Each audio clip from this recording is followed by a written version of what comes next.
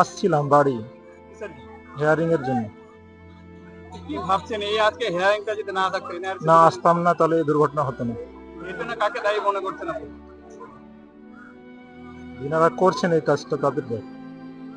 এরকম কি মনে হচ্ছে? কেন্দ্র সরকার দায়ী। কেন?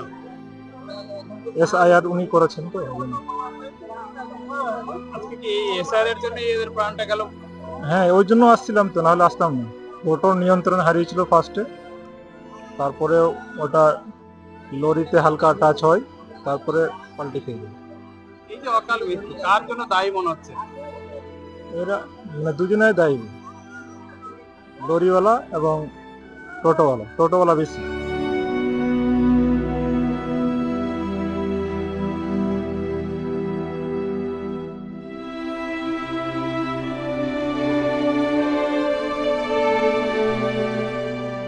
ওদের বাড়ি হচ্ছে খড়দোল গাজল। ওরা থাকে কর্মক্ষেত্রে সূর্যাপুরে। ওরা বাস ধরার জন্য সূর্যাপুর থেকে মালদা আসছিল, মানে মালদা বাস স্ট্যান্ড বাস ধরার জন্য।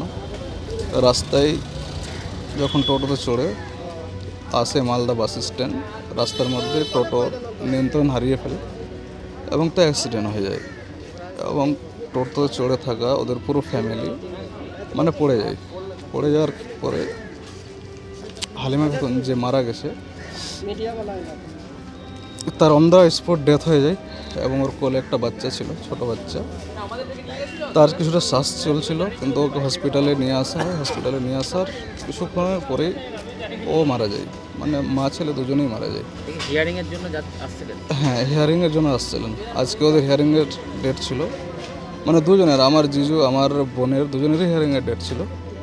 এখন আজকে যেটা ডেট, ওখানে আমার বোন তো চলে গেল, কিন্তু আমার জিজুকে ওর মৃত্যুদেহ হসপিটালে পড়ে আছে। এই অবস্থাতে হিয়ারিংয়ে উপস্থিত হতে হয়েছে এবং উপস্থিত হয়ে গেছে।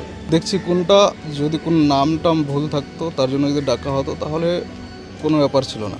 আমার জিজুর নাম মিসম্যাচ ছিল, মানে বাবার নামটা মিসম্যাচ ছিল।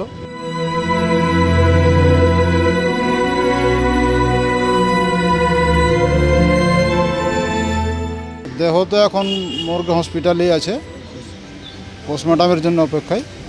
আর ওনার স্বামী তো এখন মানে গাজলে গেছে হেয়ারিংয়ের জন্য। এসআইআরে হেয়ারিং ছিল, তো কালকে আসছিল, রাস্তাতে অ্যাক্সিডেন্ট হয়েছে। তো দেহটা এখানেই আছে, আর ও হসপিটালে ছেড়ে এই এসআইআরে হেয়ারিংয়ের জন্য গেছে। এটা খুবই দুঃখজনক ঘটনা। এরকম ঘটনা মানে উপযুক্ত ঘটনা না, একদম খুবই দুঃখজনক ঘটনা, খুবই খারাপ লাগছে আর কি। হ্যাঁ, হেয়ারিংয়ের জন্যই আসছিল।